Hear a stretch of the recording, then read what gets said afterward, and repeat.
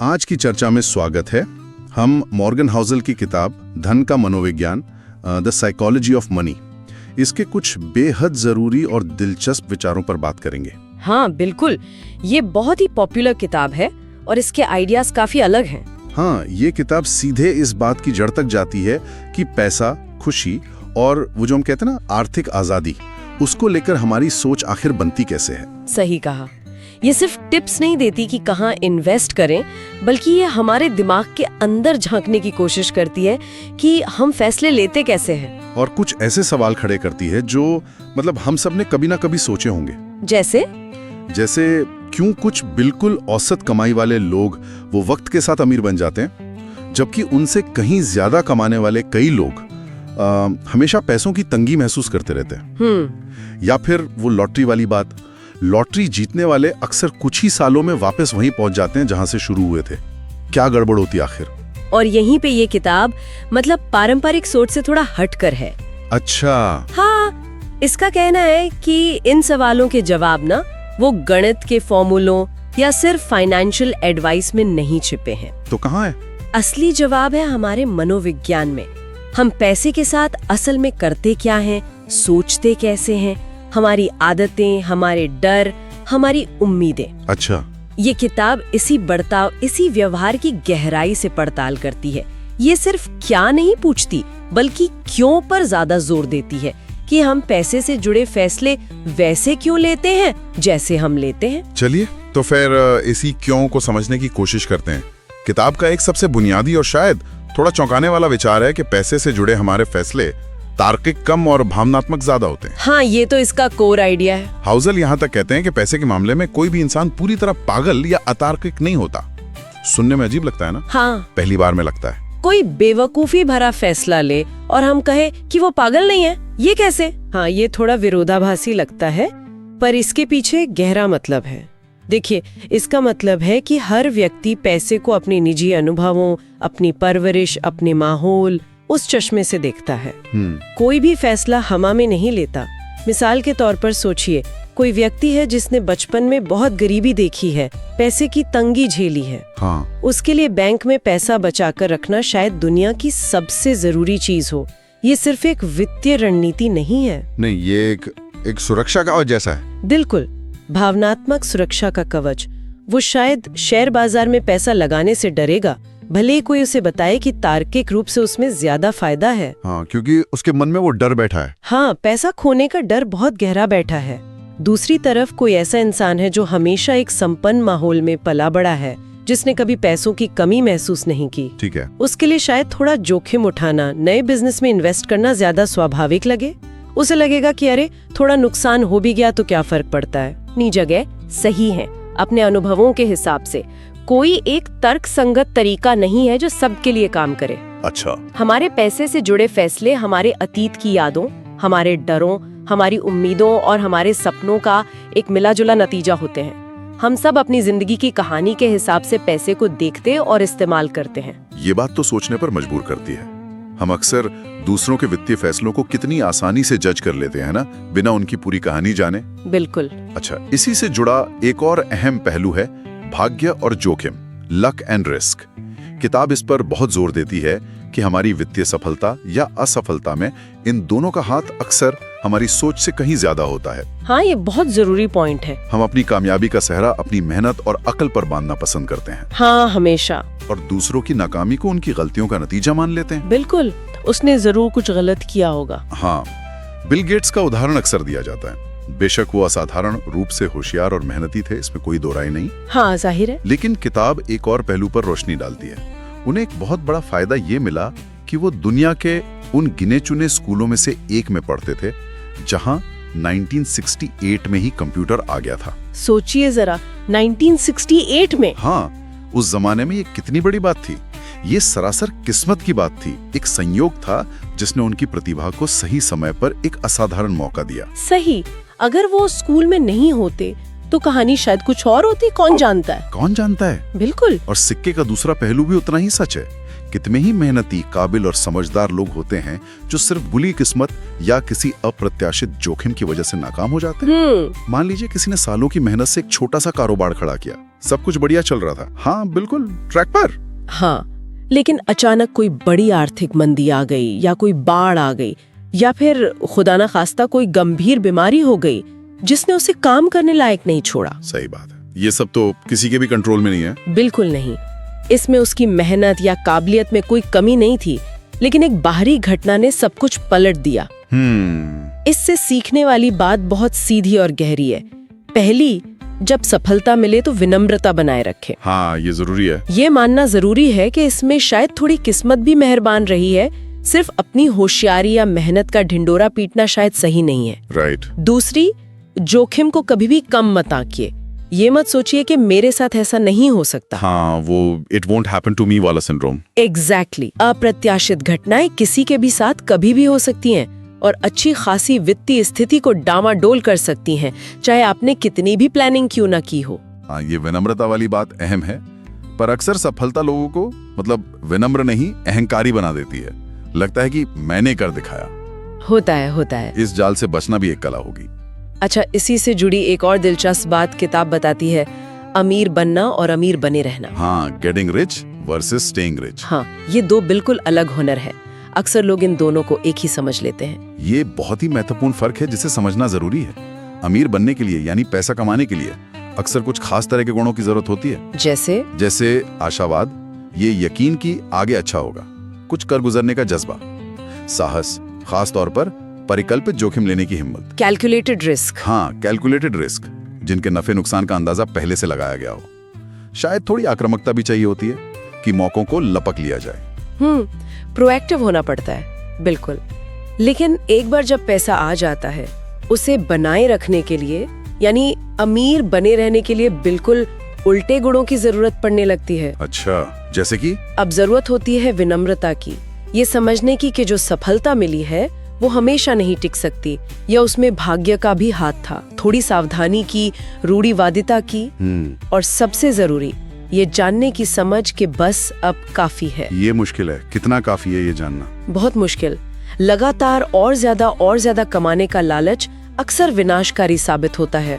अपनी बढ़त को गंवाने का सबसे आसान तरीका है कि उसे और बढ़ाने के चक्कर में बेवजह के बड़े दांव लगा दिए जाएं। बिल्कुल, हम सबने ऐसी कहानियां सुनी होंगी। कोई इन्वेस्टर जिसने शुरुआत में शेयर बाजार से खूब पैसा बनाया। हाँ, और फिर उसे लगा वो किंग है। हाँ, फिर उसे लगा कि वो तो बाजार का बादशाह है। उसने और ज्यादा कमाने के लालच में या शायद अपनी होशियारी साबित करने के लिए बड़े बड़े बिना सोचे समझे सौदे किए और अपनी सारी कमाई डुबो बैठा। बिल्कुल। या कोई कारोबारी जिसने एक सफल बिजनेस बनाया, फिर जल्दी से उसे 10 गुना बड़ा करने के चक्कर में इतना कर्ज ले लिया कि बिजनेस ही डूब गया। ये होता है। यहाँ सबक ये है कि अमीर बने रहने के लिए स्थिरता और सुरक्षा पर ध्यान देना ज्यादा जरूरी हो जाता है, जो आपके पास पहले से है और आपके लिए महत्वपूर्ण है, जैसे आपकी जमा पूंजी, आपका घर, आपकी मानसिक शांति। हाँ, जो जरूरी चीजें हैं। हाँ, उसे उस चीज के लिए दांव पर लगाना बेवकूफी है जिसकी आपको असल में जरूरत नहीं है, या जिसके बिना भी आपका जीवन आराम से चल सकता है। सही।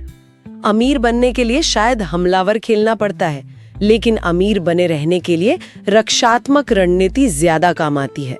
ये समझना कि गोल पोस्ट को लगातार हिलाते रहने की जरूरत नहीं है, बहुत अहम है। ये वाकई काफी व्यवहारिक सलाह है, खासकर आज की दुनिया में जहां हर तरफ और ज्यादा का शोर है ना? हाँ। अच्छा, अब आते हैं बचत की असली ताकत पर। किताब में एक बड़ी दिलचस्प लाइन है, असली दौलत वो है जो दिखाई नहीं देती। हाँ, ये मुझे बहुत पसंद है। इसका क्या मतलब हुआ? आमतौर पर तो हम दौलत को महंगी गाड़ियों, बड़े घरों, शानदार कपड़ों से ही जोड़ते हैं। हाँ, और यहीं पे हमारी सोच अक्सर गड़बड़ा जाती है। ये किताब कहती है कि जो चीजें हम आसानी से देख सकते हैं, वो चमचमाती कार, वो आलीशान बंगला, वो डिजाइनर घड़ी, वो असल में दौलत का सबूत कम और खर्च हो चुके पैसे का सबूत ज्यादा है। अच्छा, मतलब वो पैसा चला गया? हाँ, उन्हें खरीदने के लिए पैसा इस्तेमाल हो चुका है, वो अब आपके पास नहीं है। तो फिर असली दौलत क्या है? असली दौलत, जैसा कि किताब कहती है, अक्सर अदृश्य होती है। वो आपके बैंक खाते में पड़ी रकम है, आपके निवेश पोर्टफोलियो में बढ़ रहे शेयर्स या म्यूचुअल फंड्स हैं, वो प्रॉपर्टी है जिस पर कोई कर्ज नहीं है। अच्छा, ये वो वित्तीय सुरक्षा है जो बाहर से दिखती नहीं लेकिन अंदर से आपको मजबूती देती है। ये वो पैसा है जो आपने खर्च नहीं किया। The money not spent. Exactly. और बचत करने का मतलब कंजूस बनना या जिंदगी का मजा न लेना बिल्कुल नहीं है। हाँ, ये भी एक गलतफहमी है। बहुत बड़ी। बचत की असली कीमत, उसका असली फायदा है लचीलापन और विकल्प, फ्लेक्सिबिलिटी एंड ऑप्शंस। फ्लेक्सिबिलिटी कैसे? देखिए, जब आप बचत करते हैं तो आप सिर्फ भविष्य के लिए पैसा नहीं जोड़ रहे होते, आप असल में अपने लिए आजादी खरीद रहे होते हैं, सुरक्षा खरीद रहे होते हैं और सबसे बढ़कर मन की शांति खरीद रहे होते हैं। मन की शांति, ये जरूरी है। बहुत। सोचिए, अगर किसी के पास अच्छी खासी बचत है तो वो अपनी नापसंद की नौकरी छोड़कर कुछ नया आजमाने का जोखिम उठा सकता है। हाँ, उसके पास वो कुशन है। बिल्कुल। या अगर अचानक कोई मेडिकल इमरजेंसी आ जाए तो वो बिना किसी पर निर्भर हुए या कर्ज लिए उसका सामना कर सकता है। ये है बचत की असली ताकत। ये आपको मुश्किल वक्त में विकल्प देती है। ये नजरिया तो बचत को काफी शक्तिशाली बना देता है।